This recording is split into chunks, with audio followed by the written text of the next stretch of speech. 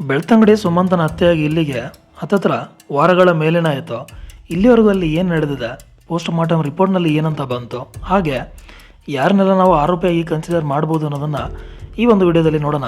ಅದಕ್ಕಿಂತ ಮುಂಚೆ ಆ ದಿನ ಏನು ನಡೀತು ಅನ್ನೋದನ್ನು ಚಿಕ್ಕದಾಗಿ ನೋಡೋಣ. ಅದು ಜನವರಿ 14. ಸ್ವಲ್ಪ ದಿನಗಳಿಂದ ಧನುರ್ಮಾಸದ ಪೂಜೆಗೆ ಅಂತ ಸುಮಂತ್ ತನ್ನ ಸ್ನೇಹಿತರೊಂದಿಗೆ ದೇವಸ್ಥಾನಕ್ಕೆ ಹೋಗ್ತಾ ಇರ್ತಾನೆ. ಆ ದಿನ ಕೂಡ ಆತ ಬೆಳಗ್ಗೆ ಬೇಗ ಎದ್ದು ಸುಮಾರು 4 ಗಂಟೆಗೆ ಎದ್ದು ಸ್ನಾನ ಮಾಡಿಕೊಂಡು ದೇವಸ್ಥಾನಕ್ಕೆ ಹೊರಡ್ತಾನೆ. ಆ ಕಡೆ ಮನೆಯಿಂದ ಸ್ವಲ್ಪ ದೂರದಲ್ಲಿ ಅವನ ಸ್ನೇಹಿತರು ಕೂಡ ಸುಮಂತ್ಗಾಗಿ ಕಾಯ್ತಾ ಇರ್ತಾರೆ. ಸುಮಾರು ಹೊತ್ತಾದರೂ ಸುಮಂತ್ ಬರದೇ ಇರೋದನ್ನು ನೋಡಿ ಅವರು ದೇವಸ್ಥಾನಕ್ಕೆ ಪೂಜೆಗೆ ಹೊರಡ್ತಾರೆ.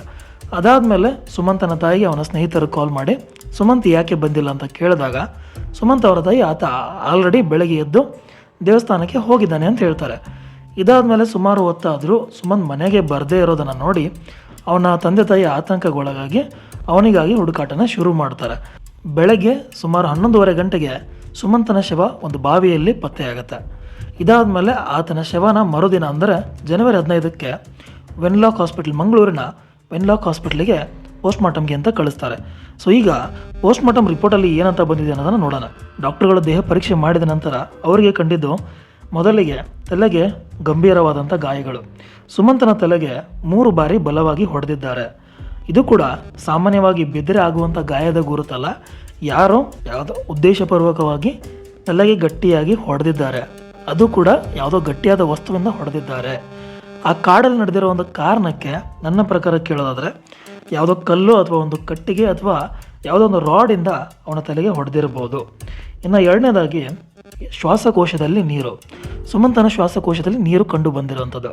ಸೊ ಇಲ್ಲಿ ಏನು ಅರ್ಥ ಆಗುತ್ತೆ ಅಂತಂದರೆ ಸುಮಂತನನ್ನು ಆಚೆ ಹೊಡೆದಿದ್ದಾರೆ, ಹೊಡೆದಾದ್ಮೇಲೆ ಆತ ಪ್ರಜ್ಞೆ ತಪ್ಪಿದ್ದಾನೆ, ನಂತರ ಆತನ ದೇಹವನ್ನು ನೀರಿಗೆ ಎಸ್ತಿದ್ದಾರೆ, ಅಲ್ಲಿ ಉಸಿರುಗಟ್ಟಿ ಆತ ಜೀವನ ಬಿಟ್ಟಿದ್ದಾನೆ. ಯಾಕಂತಂದರೆ ಆಚೆನೇ ಆತ ಜೀವನ ಬಿಟ್ಟಿದ್ರೆ ನೀರಿಗೆ ಎಸೆದ ಮೇಲೆ ಶ್ವಾಸಕೋಶದಲ್ಲಿ ನೀರು ಹೋಗಲ್ಲ. ಸೊ ಆ ಕಾರಣಕ್ಕೆ ಆತನನ್ನು ಹೊಡೆದು ಆತ ಮೂರ್ಛೆ ಹೋದಾಗ ಆತನ ದೇಹವನ್ನು ನೀರಿಗೆ ಎಸ್ತಿರುವಂಥದ್ದು ಅಂಥೇಳಿ ಡಾಕ್ಟರ್ಗಳು ತಿಳಿಸಿದ್ದಾರೆ. ಸೊ ಈಗ ಡಾಕ್ಟರ್ಗಳ ಪ್ರಕಾರ ಅಲ್ಲಿ ಎಕ್ಸಾಕ್ಟಾಗಿ ಏನು ನಡೀತು ಅಂತಂದರೆ ಮೊದಲು ಆತನ ತಲೆಗೆ ಹೊಡೆದಿದ್ದಾರೆ, ನಂತರ ಆತ ಮೂರ್ಛೆ ಹೋಗಿದ್ದಾನೆ, ಆ ಸ್ಥಿತಿಯಲ್ಲಿ ಅವನನ್ನು ನೀರಿಗೆ ಹಾಕಿದ್ದಾರೆ, ನಂತರ ಆತ ಉಸಿರುಗಟ್ಟಿ ಶ್ವಾಸಕೋಶದೊಳಗೆ ನೀರು ಹೋಗಿ ಆತ ಪ್ರಾಣ ಬಿಟ್ಟಿರೋದು. ಇದು ಅಪಘಾತ ಅಂತೂ ಅಲ್ಲ, ಯಾರೋ ಹತ್ಯೆ ಮಾಡಿರೋದು ಅಂಥೇಳಿ ಡಾಕ್ಟರ್ಗಳು ಕನ್ಫರ್ಮ್ ಮಾಡಿದ್ದಾರೆ. ಇಲ್ಲಿ ಯಾರನ್ನೆಲ್ಲ ನಾವು ಆರೋಪಿ ಒಂದು ಸ್ಥಾನದಲ್ಲಿ ನೋಡ್ಬೋದು ಅಂತಂದರೆ ಮೊದಲಿಗೆ ಬರೋದೇ ಆತನ ಸ್ನೇಹಿತರು. ಯಾಕಂದರೆ ಕೊನೆಯದಾಗಿ ಆತನ ಜೊತೆ ಇದ್ದವರೇ ಆತನ ಸ್ನೇಹಿತರು. ಇಲ್ಲಿ ಆತನ ಸ್ನೇಹಿತರು ಹೇಳೋ ಪ್ರಕಾರ ಆ ದಿನ ಸುಮನ್ ನಮ್ಮನ್ನು ಮೀಟ್ ಆಗಲಿಲ್ಲ, ನಾವು ವೇಟ್ ಮಾಡಿದ್ವಿ, ಬಟ್ ಆತ ಬರದೇ ಇರೋ ಕಾರಣಕ್ಕೆ ದೇವಸ್ಥಾನಕ್ಕೆ ಹೋದ್ವಿ ಅಂತ. ಬಟ್ ಇಲ್ಲಿ ಇನ್ನೊಂದು ಆ್ಯಂಗಲಲ್ಲಿ ನೋಡಿದ್ರೆ ಆತನ ಸ್ನೇಹಿತರು ಅವನನ್ನು ನಿಜವಾಗ್ಲೂ ಮೀಟ್ ಮಾಡಿರ್ಬೋದು, ಅವರೇ ಈ ಥರ ಮಾಡಿ ಈ ಥರ ಒಂದು ಕಥೆನ ಕೂಡ ಕಟ್ಟಿರ್ಬೋದು ಅಂತೇಳಿ ಒಂದು ಊಹೆ. ಇದು ಕಾರಣ ಏನು ಅಂತಂದರೆ ಸ್ವಲ್ಪ ದಿನಗಳ ಹಿಂದೆ ಸುಮಂತ್ ಒಂದು ಪ್ರಾಜೆಕ್ಟ್ನ ಮಾಡಿರ್ತಾನೆ. ಆ ಪ್ರಾಜೆಕ್ಟ್ಗೆ ಆತನಿಗೆ 2nd ಪ್ರೈಸ್ ಕೂಡ ಬಂದಿರುತ್ತೆ. ಸ್ವಲ್ಪ ದಿನದಲ್ಲೇ ಅದೇ ಪ್ರಾಜೆಕ್ಟ್ನ ನ್ಯಾಷನಲ್ ಲೆವೆಲಲ್ಲೂ ಕೂಡ ಪ್ರೆಸೆಂಟ್ ಮಾಡಬೇಕು ಅಂತ ಇರುತ್ತೆ. ಸೊ ಈ ಒಂದು ಕಾರಣ ತಲೆಯಲ್ಲಿಟ್ಕೊಂಡ್ರೆ ಸ್ನೇಹಿತರನ್ನು ಕೂಡ ನಾವು ಆರೋಪಿ ಸ್ಥಾನದಲ್ಲಿ ನೋಡ್ಬೋದು.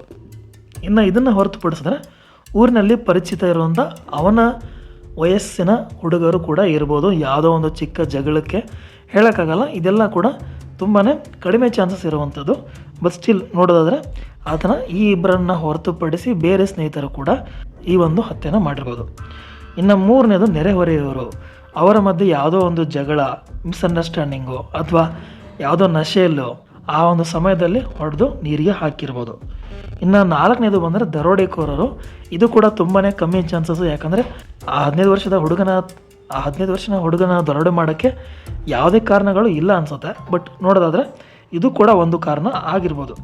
ಇನ್ನೊಂದು ಆ ಕಡೆ ಸೈಡಲ್ಲಿ ತುಂಬಾ ಈ ಒಂದು ಮಾಟ ಮಂತ್ರ, ಈ ವಾಮಾಚಾರ ಎಲ್ಲ ಜಾಸ್ತಿ ಇರೋದ್ರಿಂದ ನರಬಲಿಯ ಕಾರಣಕ್ಕೂ ಕೂಡ ಯಾರೋ ಒಬ್ಬರು ಈ ಒಂದು ಹತ್ಯೆನ ಮಾಡಿರ್ಬೋದು. ಇದು ಕೂಡ ಒಂದು ಚಾನ್ಸ್ ಇದೆ. ಇನ್ನು ಫ್ಯಾಮಿಲಿ, ಇತ್ತೀಚೆಗೆ ಫ್ಯಾಮಿಲಿ ಅಂತ ಬರ್ತಿದೆ, ಫ್ಯಾಮಿಲಿ ಮುಖ್ಯವಾಗಿ ಬ್ರದರ್ ಅಂತ ಬರ್ತದೆ.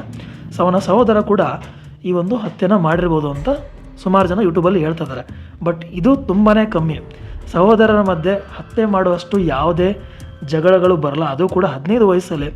ಯೂಶ್ವಲಾಗಿ ಜಗಳ ಬಂದರೆ ಯಾವುದೋ ಫ್ಯಾಮಿಲಿ, ಫೈನಾನ್ಷಿಯಲ್ ವಿಚಾರಕ್ಕೋ ಅಥವಾ ದುಡ್ಡಿನ ವಿಚಾರಕ್ಕೋ ಈ ಥರ ಹತ್ಯೆಗಳು ಆಗ್ತಾ ಇರುತ್ತೆ. ಬಟ್ 15 ವರ್ಷದ ಹುಡುಗನ ಹತ್ಯೆ, ಅದು ಕೂಡ ಆ ಒಂದು ವಯಸ್ಸಲ್ಲಿ ದುಡ್ಡಿನ ಬಗ್ಗೆ ಅಷ್ಟೊಂದು ಆಸೆಗಳಿರಲ್ಲ. ಸೊ ಇದು ತುಂಬಾ ಕಮ್ಮಿ ಚಾನ್ಸ್ ಇರುವಂಥದ್ದು. ಬಟ್ ಯಾಕೆ ಸುಮಾರು ವಿಡಿಯೋಗಳಲ್ಲಿ ಆತನ ಸಹೋದರನ ಹೆಸರು ತೊಗೊತಿದ್ದಾರೆ ಅಂತ ಗೊತ್ತಿಲ್ಲ. ಬಟ್ ಇದು ಕೂಡ ಒಂದು ಚಾನ್ಸ್ ಇರ್ಬೋದು ಅಂತ ತೋರಿಸ್ತಿದ್ದಾರೆ. ಸೊ ಇದಿಷ್ಟು ಬಂದಿರುವಂಥ ಮಾಹಿತಿ ಇಲ್ಲಿವರೆಗೂ. ಸೊ ನಿಮ್ಮ ಪ್ರಕಾರ ಯಾರು ಹತ್ಯೆ ಮಾಡಿರ್ಬೋದು ಅಂತ ನಿಮಗನ್ಸುತ್ತೆ ಅನ್ನೋದನ್ನು ಕಮೆಂಟಲ್ಲಿ ತಿಳಿಸಿ. ಹಾಗೆ ವಿಡಿಯೋ ಇಷ್ಟ ಆಗಿದ್ದರೆ ಲೈಕ್ ಮಾಡಿ, ಶೇರ್ ಮಾಡಿ, ಹಾಗೆ ಚಾನಲ್ನ ಸಬ್ಸ್ಕ್ರೈಬ್ ಮಾಡಿ, ಸಪೋರ್ಟ್ ಮಾಡಿ. Thank you.